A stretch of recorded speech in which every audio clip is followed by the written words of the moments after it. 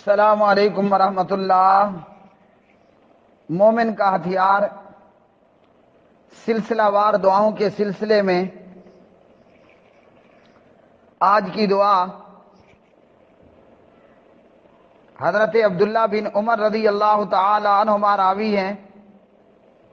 صحیح بخاری میں حدیث نمبر 6385 کہتے ہیں حضرت عبداللہ ابن عمر جب پیارے نبی صلی اللہ علیہ وسلم کسی غزوے یا حج یا عمرے کے سفر سے واپس آتے تو پیارے نبی جب بلندی پر چڑھتے تو 3 مرتبہ اللہ اکبر کہتے اور پھر اس کے بعد یہ کلمات کہتے۔ میرے بھائیوں اور بہنوں، سلسلہ وار دعاؤں کے سلسلے میں یہ دعا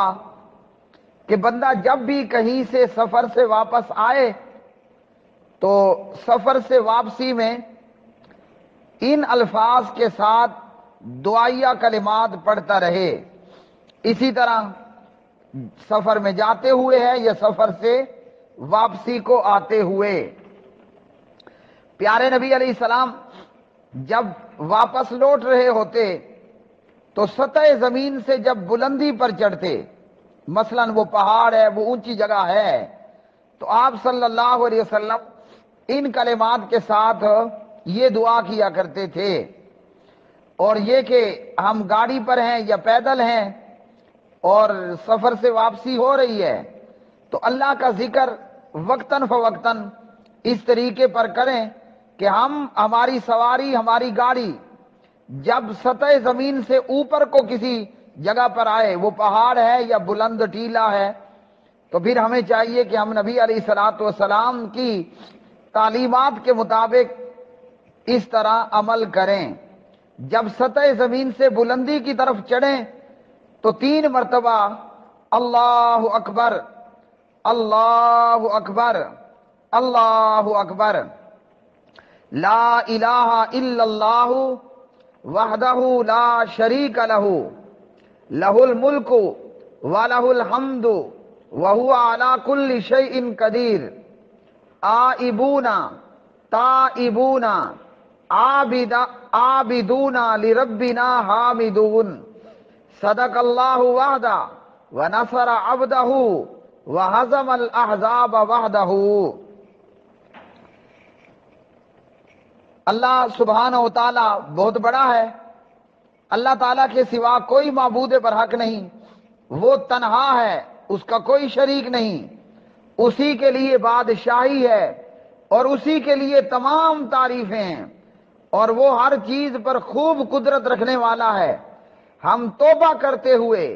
اس کی عبادت کرتے ہوئے، اپنے پروردگار کی حمد و ثنا کرتے ہوئے لوٹ رہے ہیں، واپس ہو رہے ہیں۔ اللہ سبحانہ و تعالیٰ نے اپنا وعدہ سچا کر دکھایا،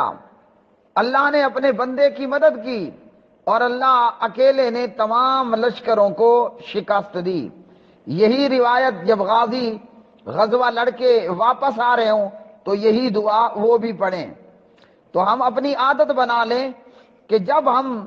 سفر پہ جا رہے ہیں یا آ رہے ہیں، واپسی لوٹ رہے ہیں، تو سطح زمین سے جب ہماری گاڑی اور ہماری سواری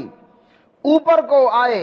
بلند جگہوں پہ چڑھنے لگیں، تو پھر اللہ اکبر، اللہ اکبر، اللہ اکبر،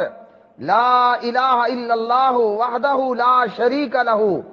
لہ الملک ولہ الحمد وہو علی کل شیء قدیر، آئبون تائبون عابدون لربنا حامدون۔ ان الفاظ کے ساتھ یہ دعائیہ کلمات پڑھتے رہیں، اللہ کی بڑائی بیان ہوئی،